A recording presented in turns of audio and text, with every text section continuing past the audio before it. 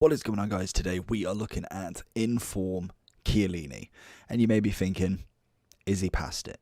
And yeah, pretty much. But in terms of an 88 rated card, I wanted to see, could you use him in anything, or unfortunately for him, is he just going to be fodder? We're going to have a look at his overalls, his in-games, his stats, and all of that good stuff. We'll have a bit of gameplay to see how he did. Let's get into the review. Make sure you like and subscribe down below, and let's get it.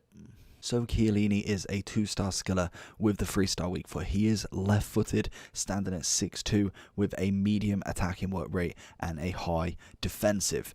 In terms of traits, we've got injury prone, long throwing, and power header. So in general, he was unbelievable back in the day. We will have a look at his generations because he is 36 years old, so he has been in the game for quite some time now. And I think he's very much kind of like the Puyol era, and he was absolutely on fire back in the day. And now it is a shame to see he is belittled to just fodder practically. We did get an 89 version in the freeze, which actually was a nice card. He had a massive increase on his pace.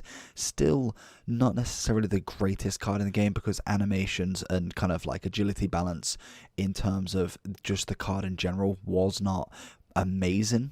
But this time, obviously, he is just a centre-back, but back to 68 pace, 91 defending, 81 physicals, and literally no dribbling or passing. In terms of his stats, the pace is absolutely shot. Defending, on the other hand, is amazing. He's got the tackle like anybody, and it's what pretty much happens to most of these centre-backs when they come to the end of their career, is they just are good at tackling. There's no pace on them. Passing-wise is probably about average at best. Dribbling, again, he's got good composure. Reactions are nice. Agility and balance are absolutely shot. We've got no ball control or dribbling on him. He's got some strength, no stamina, and he's obviously got aggression. So he is literally just the defender that will attack, and if he misses, then that's it. He's not going to recover from it. He's going to be able to tackle, and to be honest, he can win a lot of tackles, but if he gets absolutely dribbled on, there's no way that he's going to beat someone like an Mbappe to the race back to the ball. It's always going to be the attacker managing to get round him. So let's cut all of this. Let's get into the review, have a look at some gameplay, and then we'll talk a bit more after the overall. So with Chiellini, like I say, the main thing you'll find is tackles like that. Big boy challenges, headers, all of that good stuff will be his main attribute. Pace-wise, it's just not there. It never will be. We see him right here managing to get that ball. I don't know why the opponent decided to kind of pass it inwards when he could have just ran. But we'll see this. He's great at positioning there, gets the ball, great challenge. And again, it's a clean-up. If then, by any chance, the attacker managed to get it back, there's no chance that he's winning it back. And this is the kind of challenge that you don't want. Literally last man. Chiellini wants to be the first person attacking, and then you have this second defender who's got a bit more pace, pretty much like that. Absolutely banging challenge that you can just constantly keep hitting him with, and we see he can still ping a ball. It's a cracking ball to Figo, one touch, cross, and Cantona buries it. So if we do look at his overall then, obviously he is coming in at 125 on the Xbox, 113 now on the PlayStation. It has popped up a little bit since I did the overall screen. Obviously, as you can see stat-wise, which we went through, Shadow will be the only option. Yeah, literally 87%, because you get that massive boost on the pace. You could necessarily go with the Catalyst, but I think Shadow's going to be the one you go with. 92 in-game, obviously it's because he's got a mentally high defending. Obviously his physicals don't go up from that, but you're not going to get stamina up anyway, so you may as well go with all-out pace, all-out defending.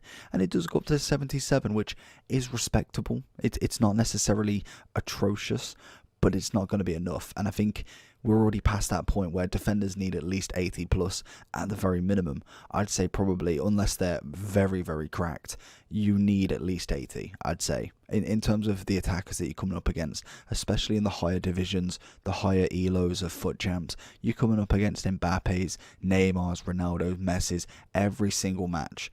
If you've got someone like Chiellini in your team, unfortunately, he's just not going to have it.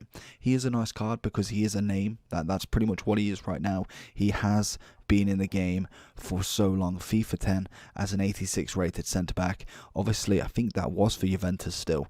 It was indeed. And literally from there, he just carried on. He went to 84, dipped down a little bit, and then suddenly he just started making a rise. 91 team of the season, 90, 90, 96, 94. You can see him just consistently getting beautiful team of the seasons, and last year was his first year without a team of the season. He still managed to get a 96 flashback, which was nice, and obviously he's got an 89 freeze card right now, but hopefully we can get back to the fact when he does get himself another flashback, because I think that one's coming. I think it's pretty much a given that more than likely we'll get a moments or a flashback Chiellini right at the end of the game, like a 95, because even then, the animations have already shot and dead.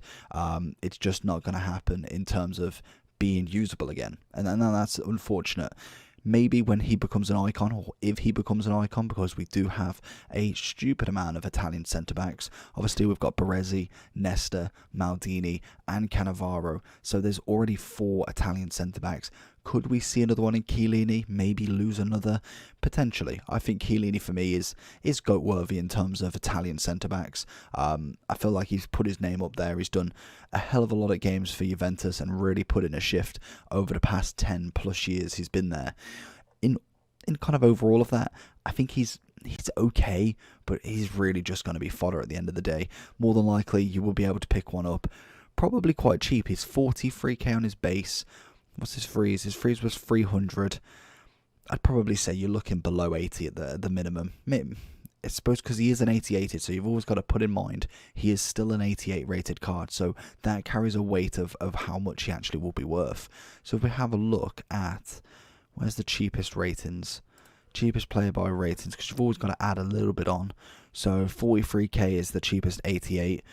So I'd probably say about 80 to 90k is going to be the cheapest, dependent on how many player packs are being opened later on in Future Stars. I feel like that's going to be a big promo, regardless. If we can find Chiellini again, that's going to be a huge one. If we got loads of upgrade packs, loads of promos, then he is going to drop down further and possibly worth a little cheeky buy, because I feel like he is an Italian centre back that's going to have great links for a prime icon, a mid icon pack later on down the line. We're bound to get another mid icon pack during Future Stars when there is upgrade packs. So stay tuned for all of that. Let me know down below, what would you do with Chiellini if you got him red? Would you put him into an SBC straight away, or would you wait for one of the big boys because he is a good rating, or would you actually use him? Let me know down below. Make sure you like and subscribe. See you.